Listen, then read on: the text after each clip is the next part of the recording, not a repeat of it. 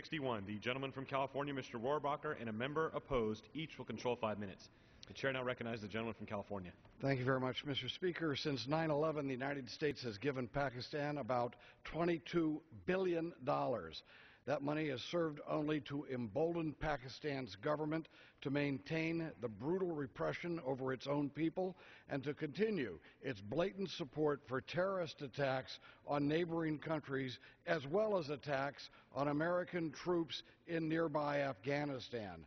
My amendment would cut off all aid in this bill designated for Pakistan. It would end the charade that we are buying cooperation in the ongoing struggle against terrorist forces in South Asia. Pakistan isn't with us in a war against terrorism. They are at war with us. Pakistan, at best, is a war profiteer, collecting a ransom from taxing our military supplies that pass through their country, which for the past 6 months, by the way, they have closed to resupplying our forces in Afghanistan. They are laughing all the way to the bank. Of course, the Pakistani people will never see any of that money. The corruption in Pakistan itself is reason not to give aid to them, which they will then pilfer. Furthermore, they use their military power to butcher the Baluchis and others who don't want to be under their corrupt thumb. How can we forget this same Pakistani government gave safe haven to Osama bin Laden after he led the conspiracy that slaughtered 3,000 Americans on 9/11. After our SEALs went in to get him, the Pakistani government took the wreckage of a downed stealth helicopter of ours and gave it for study to communist China, whom they refer to as our all-weather friend.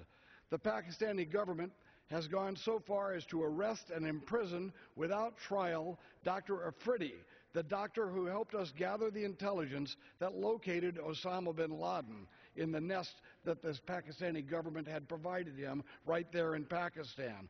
The Pakistani government threw him in jail and are talking about trying him for treason for the good deed that he helped us in bringing to justice the man who slaughtered 3,000 of our citizens. And we can continue to give money to these people even as we ignore the suffering of Dr. Afridi, who is in prison now, languishing in prison, and all of us are forgetting this hero?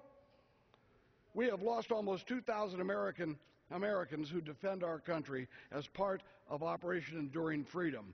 Most of those deaths were due to Pakistani-inspired and supported insurgents. How much more does the Pakistan government have to do before we quit giving them our money? They are playing us like fools while murdering our soldiers, and yes, we are acting like fools for giving them this money despite that. We should have quit bankrolling this rotten regime a long time ago. My amendment would do just that. The Pakistan government is a terrorist government that murders and even attacks its own, like they are in Baluchistan. They are a pro-terrorist, radical Islamic clique that rules Pakistan. They don't deserve 1 penny from us to help them in their dirty deeds, and I would ask support from my colleagues, and let's finally stand up. If we need an ally in that area, let's go to some people in that area that want to be our friends, perhaps the Indians. I reserve the balance of my time. The gentleman reserves. What purpose does the gentleman from Washington seek recognition? To claim the time in opposition. The gentleman from Washington's